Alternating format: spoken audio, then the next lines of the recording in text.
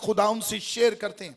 और मुझे अच्छा लगता है कुछ लोग मुझसे जब शेयर करते हैं, यकीन करें मैं जो बात कर रहा था मैं उनको यही बताता हूं, और वो शायद इस चीज से इंकरेज हो जाते हैं कि आप जैसा जमीन पर कोई नहीं है। अगर आज आप अपने गुनाहों का इकरार करें तो खुदावंद आपको माफ करने में सच्चा और आदिल है, और वो आपको माफ करने की कुव्वत रखता है।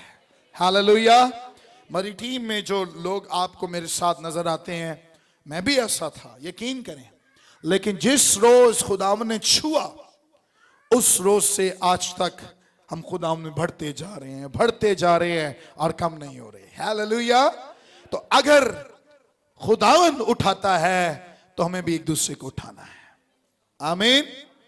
तो खुदावंद ने आदम के गुनाह को देखा, और उस फेवर को जो उसने ले लिया था, जो उसने हासिल किया हुआ था, उसको वापस खुदावंद ने रिटर्न लिया। और लिखा है कि उसको अदन से क्या निकाल दिया, बाहर निकाल दिया। और ये वर्स आप जरूर पढ़ें।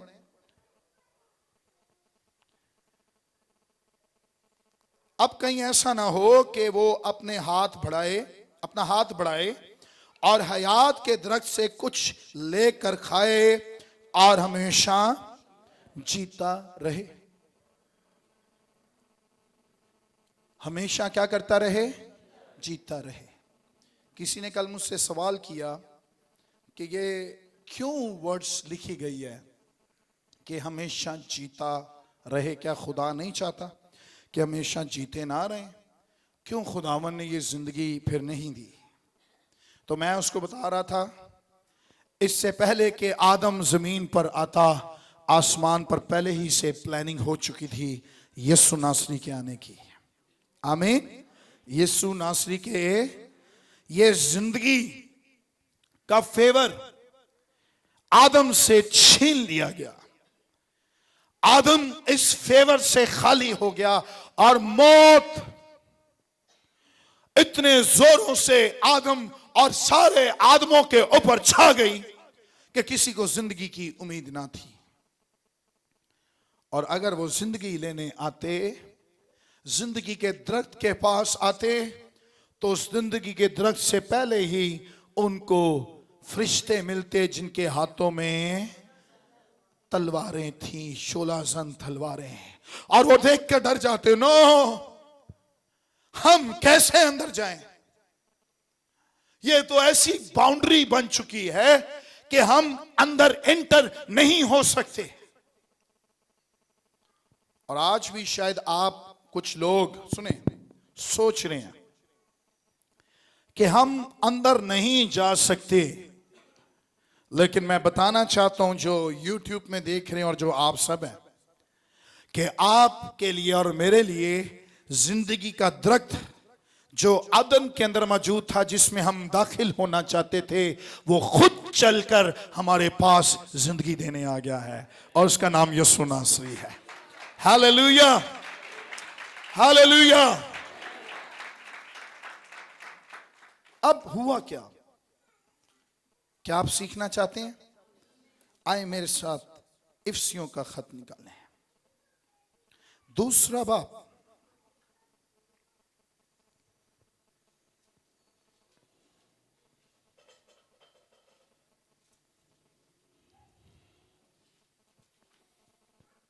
ये माइक दूसरा खोल दें।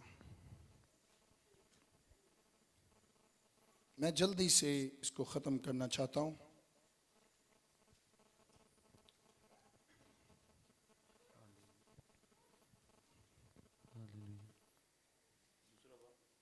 पहली आयत से पढ़ेंगे। सबने निकाल दिया? Ephesians chapter 2, Ephesians chapter 2 verse 1। और उसने तुम्हें भी जिंदा किया, और उसने तुम्हें भी जिंदा किया, जब अपने कसूरों और गुनाहों के सबब से मुर्दा थे। जब अपने कसूरों और गुनाहों के सबब से क्या थे? मुर्दा थे। तो पहला, आज मैं 5 पॉइंट्स इस पर बात करना चाहता हूं। पहला फेवर जो आप पर मुझ पर हुआ, जो अदन में मौत आ गई थी और खुदावन के हजूर में जिंदगी इंसान से छीन ली गई थी, खुदावन ने हमें मुर्दों में से जिंदा किया है। हालेलुया। उसके बाद जिनमें तुम बेशतर दुनिया के रविश पर चलते थे, जिनमें पेशतर तुम दुनिया की रविश पर चलते थे और हवा की अमलदारी के हाकिम यानी उस रूह की पैरवी करते थे जो अब नाफरमानी के फर्जंदों में तासीर करती है। दूसरा पॉइंट, हमारी कोई डायरेक्शन नहीं थी, हमारे पास कोई फ्यूचर नहीं था, हमारे पास लाइफ बनाने की कोई बात नहीं थी, हम ऐਵੇਂ ही चल रहे थे, हवा की मानी थे, हवा के इख्तियार में थे, जहां हवा ले जाती थी हम वहां रुक कर लेते थे। और ये वो रूह है जो दुनिया में काम कर रही है, and that is bad spirits. कौन सी स्पिरिट्स हैं? जो आपको गंदा दिखाती हैं, जो आपको गंदा करने को कहती हैं। दुनिया की ख्वाहिशात में ये बदरूहें ऐसे काम कर रही हैं कि जो हमें पता नहीं चल रहा। और मैं बताना चाहता हूं कि हम कुछ ऐसे काम भी करने लगे जिससे खुदावन के फेवर्स हमसे दूर होते जा रहे हैं। झूठ, फरेब, नापाकी, बुरा देखना, बुरा बोलना, बुरी जगहों पर जाना, बुरे दोस्त बनाना, ये वो रूह है जिसकी हम पैरवी कर रहे हैं, जिसके अंडर हम रह रहे हैं। हम इसके अंडर भी रह रहे थे, लेकिन खुशखबरी की बात यह है कि खुदावन ने हमें इस रूह से भी आजाद किया और हमारे अंदर पाक रूह डाला ताकि हम पाकीज़गी में चलने वाले हों। हालेलुया। ये भी बड़ा फेवर हम पर हुआ है। जब हम निजात पाते हैं तो खुदा फिर बुरी रूह को निकाल देता है। आमीन। जब साउल बादशाह पर बुरी रूह आई थी तो वो फेवर उससे है। मैं उधर से वापस बात कर रहा हूं। जब बुरी रूह आती है तो फिर फेवर, बेशक आपके साथ टाइटल हो सकता है पास्टर का, शायद आपके साथ टाइटल हो सकता है एवेंजलिस्ट का, शायद आपके साथ टाइटल हो सकता है एल्डर का, वर्शिपर का, लेकिन अगर बुरी रूह है तो खुदा को कोई फेवर है। उसके साथ टाइटल तो था बादशाह का, लेकिन बुरी रूह थी। और बुरी रूह अच्छे काम कराएगी, केड़े काम कराएगी? ना हमवार जुए में हम जुटते हैं। लिखा है कि तुम तारीकी के फर्जंद नहीं, किसके फर्जंद हो? उनशी बोले किसके फर्जंद हो? हम तो तारीकी में जाते हैं। कहते हैं बाइबल में लिखा है तारीकी का और नूर का कोई मेल जोल।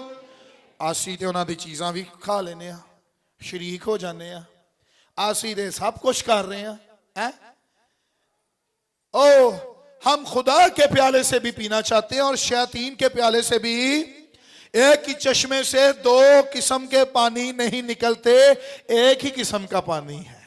या मीठा पी लो या तो जरा समझे इस बात को। बुरी रूह आपको कहां कहां लेकर जा सकती है। और मैं बताना चाहता हूं बुरी रूह एक दुनिया में, अभी हाजिर दुनिया में बड़ा अजीब सा काम कर रही है। आपके और मेरे नौजवान खुदकुशी करने पर तैयार हैं, खुदकुशी करना चाहते हैं। और ये भी एक स्पिरिट है जो दुनिया में काम कर रही है। अपने आप को मारना चाहते हैं, लेकिन खुदावन मारना नहीं चाहता, खुदा जिंदगी देना चाहता है। हालेलुया। खुदावन ने साउल को मौका दिया, खुदावन ने दाऊद को मना किया कि तेरे हाथ खून से ना रंगे, वो ममसू है। खुदावन का फेवर अगर आपसे छीन लिया गया है तो आज आपको इस बात को खुदा के हुजूर में कहने की जरूरत है, मुझ में से बुरी रूह चली जाए और मुझ में पाक रूह आ जाए। हालेलुया। और जो खुदावन के लोग हैं बैठे हैं, आपको मुबारक हो कि आपके अंदर पाक रूह है। हालेलुया। और पाक रूह क्या काम करता है?